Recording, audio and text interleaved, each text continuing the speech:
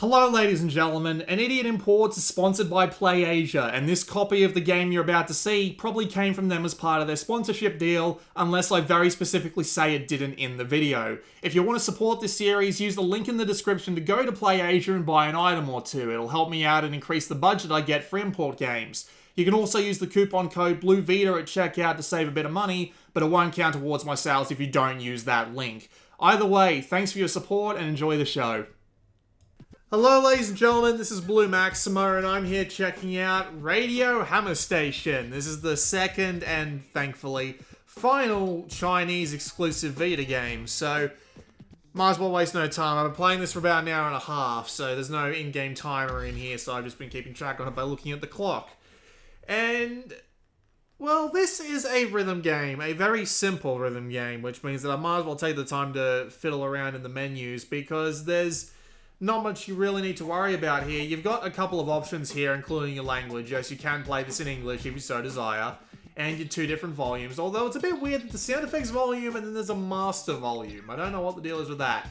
So you got 4 different modes, but they're all really the same thing. I haven't unlocked the jukebox yet, but the loading screen tips have told me that's literally just where you listen to the game's music. So whatever, I can do without it. Random track will put you up on a few tracks randomly picked from the game's set list. Track is exactly what it sounds like, it's just free play.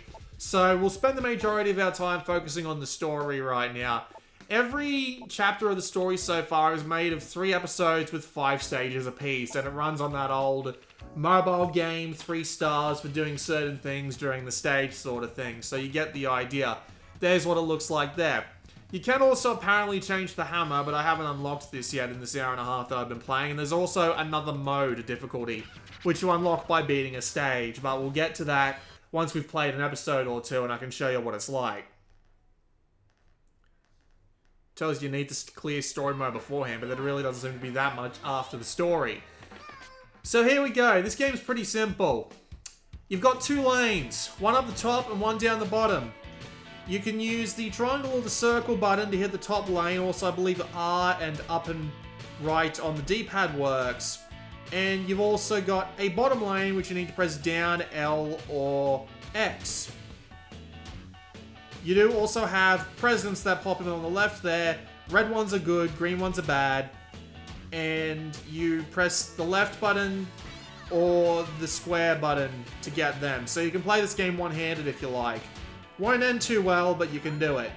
The presents that you get are boosts to your fever meter and some extra health. Not much else. Fever mode is activated as soon as that meter fills up, and I believe it gives you maximum accuracy on everything. It doesn't let you miss. However, as I said, it activates when you fill the meter up. There's no way to activate it manually or to hold on to it to activate it in a hard part of a song. So, it's kind of useless. It just comes up from time to time and you just deal with it. Don't really know what the deal is with that, but there we go. We'll just play another song here. And that's basically the entirety of the game's mechanics. It hasn't introduced anything else over the past hour and a half that I've been playing. Everything that it showed off in the very first level is what I've seen up to this point, just with different music. The different DJ hosts all have different kinds of music, but the problem is it all sounds like the same really generic band doing covers of generic songs. It's really strange. You know how you play a rhythm game and you feel like you're really playing along to the beats of the song? In this game, it doesn't feel like that at all. I don't know if it's because the sound effects might be too loud on the default mix.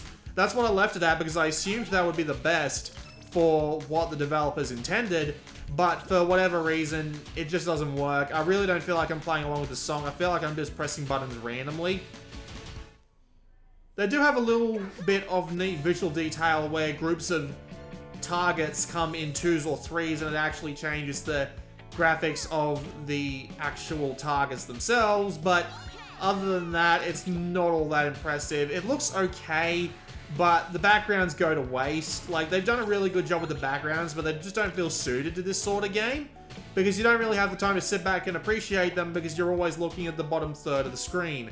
At least in a game like Taiko no Tatsujin, the the single lane was middle justified, so you could actually look around the screen just by very eerily glancing off. But the fact that you're looking downwards constantly just means that you can't see the top of the screen.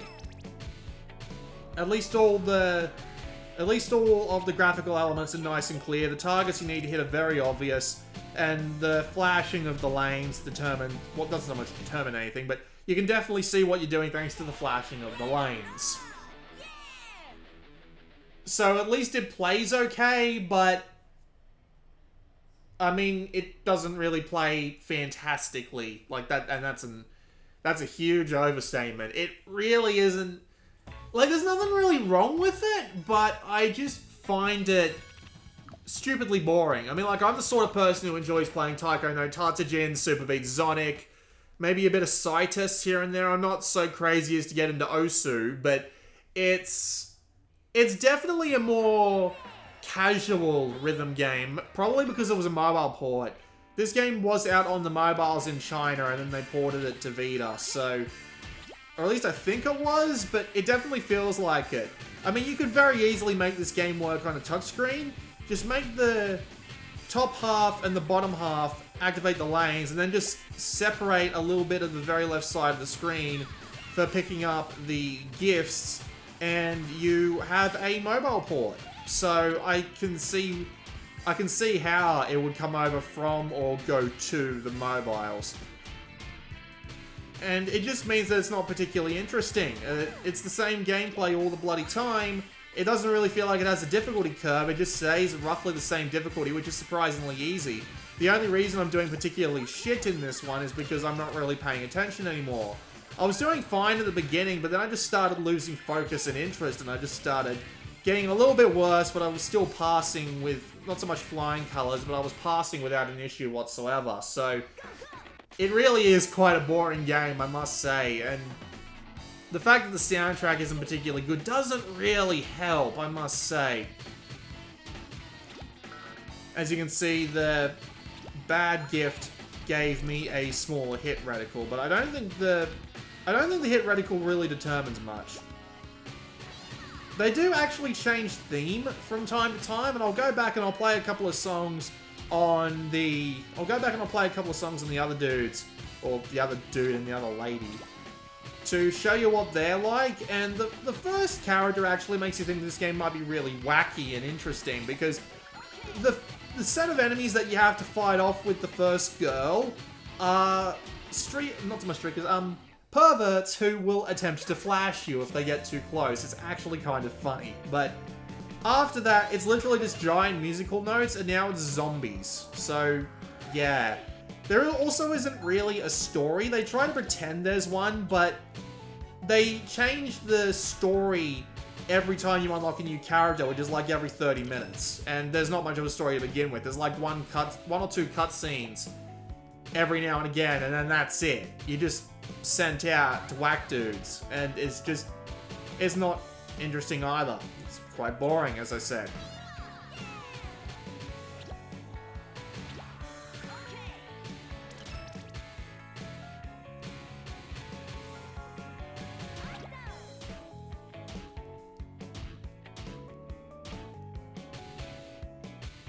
Welcome to Wood Stick.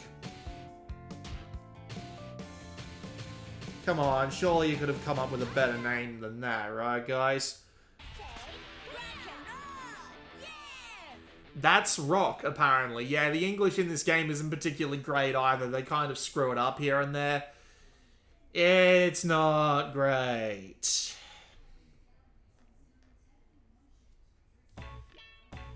So, yeah.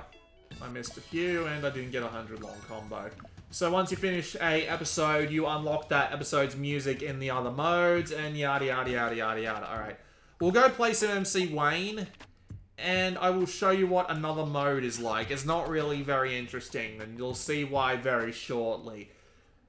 You'll also get to hear some of his music, but it really isn't interesting at all. It's just quite dull. Oh, and here's a cutscene, by the way.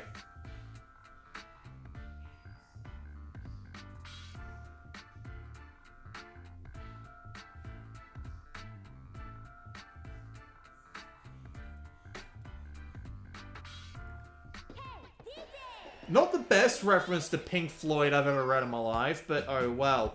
So here's what another mode is like. They literally just make the notes come in faster.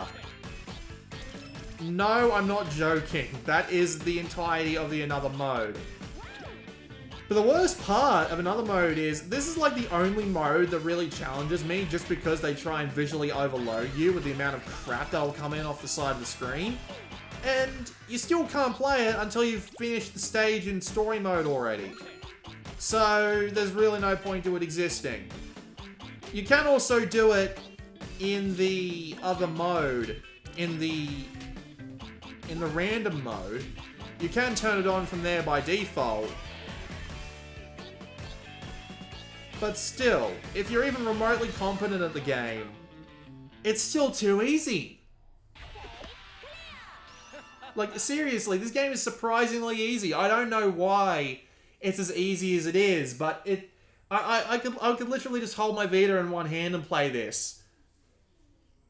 It's just dull. That's all I can say about it, really. It's surprisingly dull. Had a good idea behind it, but it's surprisingly dull. Alright, one more. We'll go play July and episode. And then I'll go and play some random tracks to round the video out, because I really don't have that much else to say. I've gone through pretty much everything. It's a very cheap game.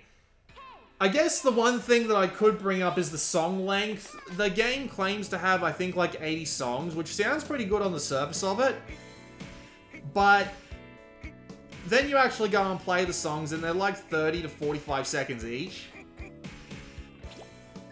Which makes them really uninteresting. I mean, they're not particularly great in the composition or in the, you know, actually feeling like you're playing along with the song to begin with.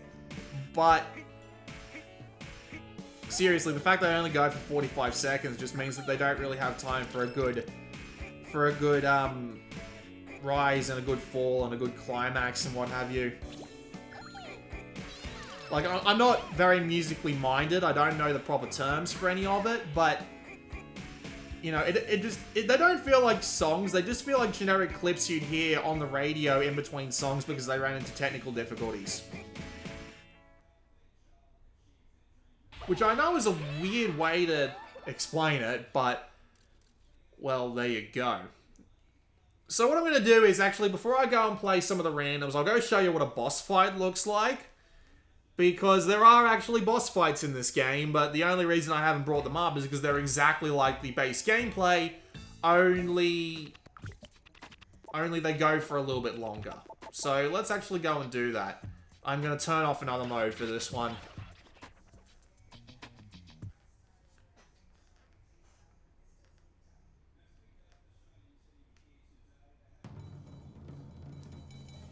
And by the way, this comes literally out of nowhere, so you might be wondering, what the fuck is the context behind this?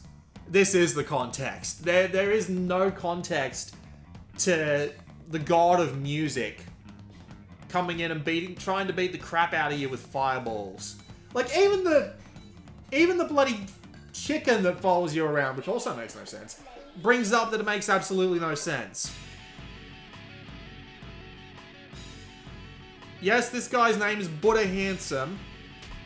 He has the symbol, which is not the swastika. This is actually where that symbol came from, just not reversed. Because it did belong to the...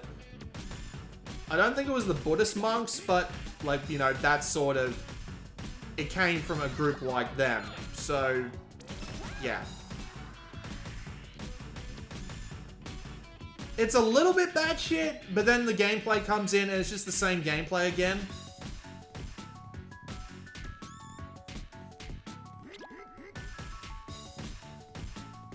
And I can't be bothered. Like, I really can't.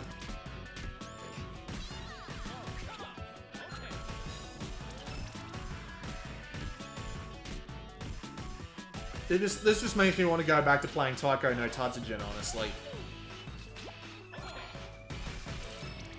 It's a shame. Arc System Works are usually pretty good about the stuff they publish in, on Vita, I should say.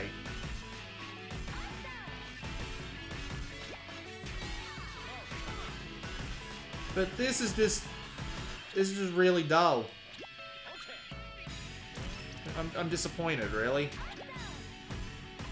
I was hoping this would be more interesting than One Tap Hero, but at the same time, I found myself having more fun towards the end of my playtime in One Tap Hero than I was in Radio Hammer Station, which honestly makes zero sense to me. I thought this game would be way more interesting, but it really wasn't. I'm not entirely sure why.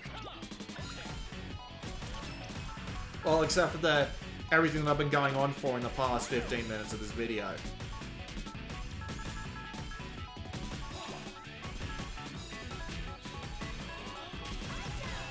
And that's it.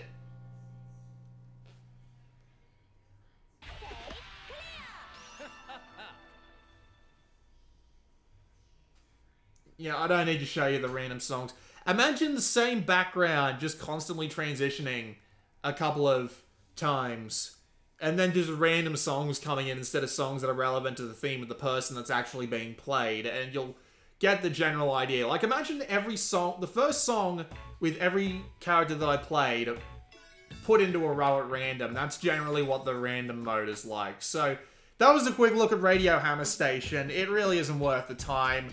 The songs are boring, the gameplay is pretty dull, and it just doesn't stay fun for longer than a few minutes. There's really no point to playing it. I don't believe this will be coming out in the West. I imagine if it was, it would have happened by now, but even if it does, I wouldn't recommend it. So, there you go. This has been Blue Maxima, and I will see you all next time.